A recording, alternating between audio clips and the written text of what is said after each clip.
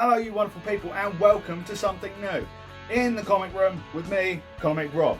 So today I want to talk about something that I quite like to talk about, and that's comics as always, but in a different way today. So me and Sega went up the car boot the other day and we found some comics and I was devastated. So here's a snippet of what I mean and you hopefully can understand. So here we go.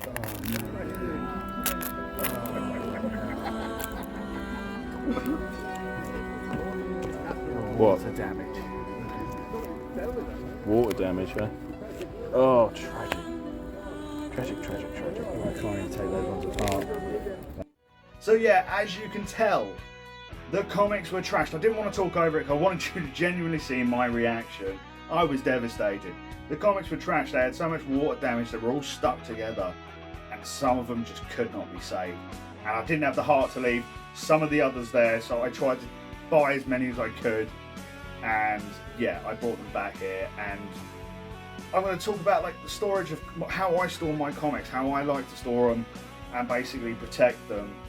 And if you guys have ideas on how to protect your comics and how you do it, please tell me in the comments that how you do it, because you may improve the way I do it. This is all my knowledge and just my opinion, so please bear with me and let's get into it.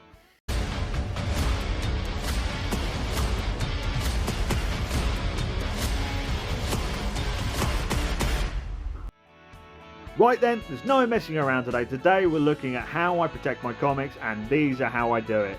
This is a resealable comic bag. I am sick of the original ones that don't have these sticky tabs and just held on with sellotape, because they end up sticking to the front of the comic for no apparent reason, even when you try and be careful, and it just annoys the crap out of me. But again, with the classic whiteboard, I think they just look smart. They just look the part. They look how they should. It just shows off every inch of the comic, what you want to see in this picture. Everything you see, they look crisper in these packaging. They're not that expensive. If you look on eBay, if you look on Amazon, they are relatively cheap. There are multiple companies that do these, and they are all good. I've tried multiple companies, and they all do exactly the same job. And the white backing boards, again, they just give it that little more protection from bending and everything. They just look clean and crisp, exactly how you want your comics. So these are how I protect most of my comics, and some of the rarer ones is in these cardboard boxes. Basically, they are not as expensive as you think they would be. They do a brilliant job of protecting your comics from the elements.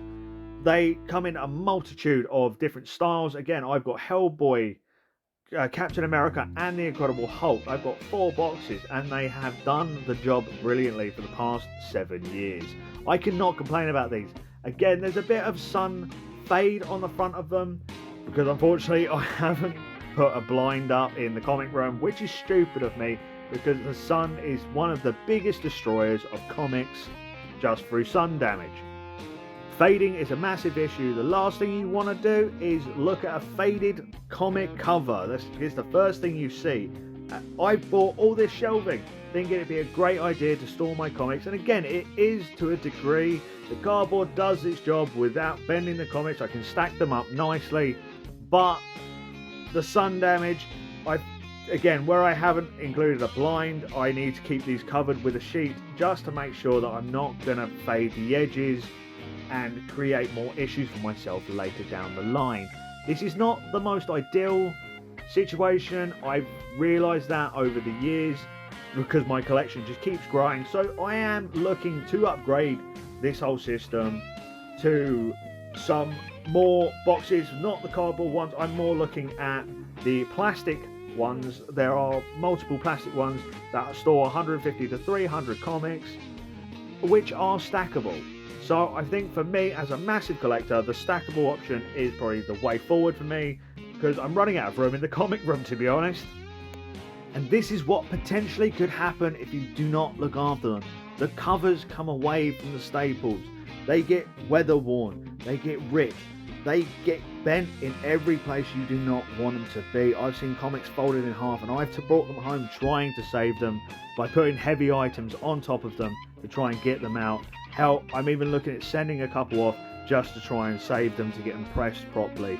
If these pieces of history could be lost forever if we do not look after them, please bag and board your comics and take care of them, because one day they'll take care of you. So that is it, guys. That is how I look after my stuff, how I look after my comics and store some of them. Again, I still need to organise a lot of them, and I'm still looking to get these storage boxes, which they're not the cheapest ones in the world, but I'm thinking they're maybe a little bit better than the cardboard ones for myself, because I have so many comics. For smaller collections and smaller collectors of comics, the cardboard ones will do you absolutely fine. Trust me, I've had those boxes for years and I haven't had a problem. Just don't get them wet. But enough of that, guys. Thank you for watching. You guys are awesome.